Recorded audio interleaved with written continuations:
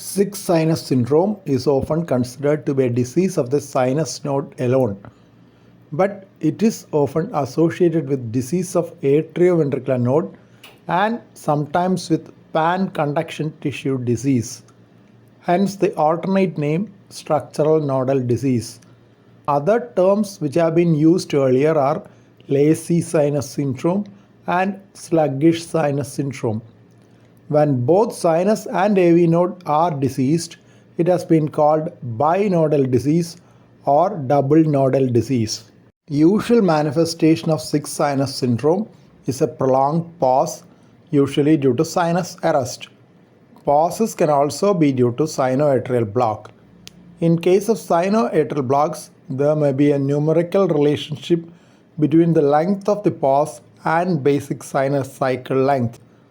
Pause in sinus arrest is at least 1.5 times the basic sinus cycle length.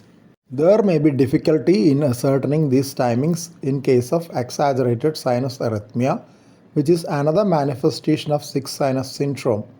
Still, symptomatic sinus pauses are the clinical hallmarks of sixth sinus syndrome. It is often mentioned that though these pauses can cause syncope, they seldom cause death, unlike the asystole in complete heart block.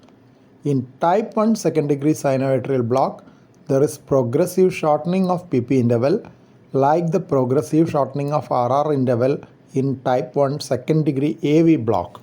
Another important clinical manifestation of sixth sinus syndrome is the so-called tachybrady syndrome, with episodes of sinus pauses and atrial fibrillation with fast ventricular rate.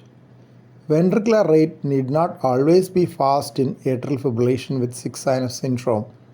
Presence of associated AV nodal disease causes atrial fibrillation with controlled ventricular rate and even slow ventricular rate. Interatrial and intraatrial blocks may also be associated with sixth sinus syndrome.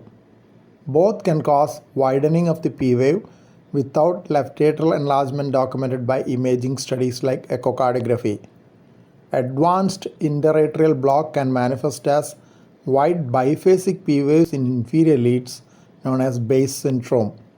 Terminal negative component of the P wave in inferior leads is due to delayed activation of left atrium from below upwards secondary to the block in Bachmann's interatrial bundle in the upper part.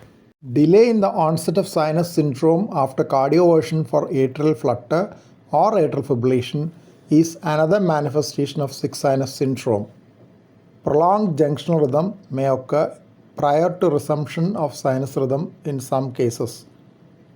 Failure of the sinus node to accelerate adequately with exercise and fever, known as chronotropic incompetence, is another manifestation of sixth sinus syndrome. Chronotropic incompetence has been dealt with in detail earlier. Apart from a good clinical history, routine ECG and ambulatory ECG or Holter monitoring are useful in documenting sinus node dysfunction in sixth sinus syndrome. It is essential to document symptoms in a diary during Holter monitoring for correlation. Futility of treating asymptomatic pauses has to be borne in mind. Length of the pause has poor correlation with symptoms and prognosis. If symptoms are infrequent, a loop recorder, a home recording device, or an implantable loop recorder is needed to pick out the pauses. Autonomic testing in sinus node dysfunction is another aspect. Pharmacologic interventions, maneuvers, test reflex responses of the heart rate.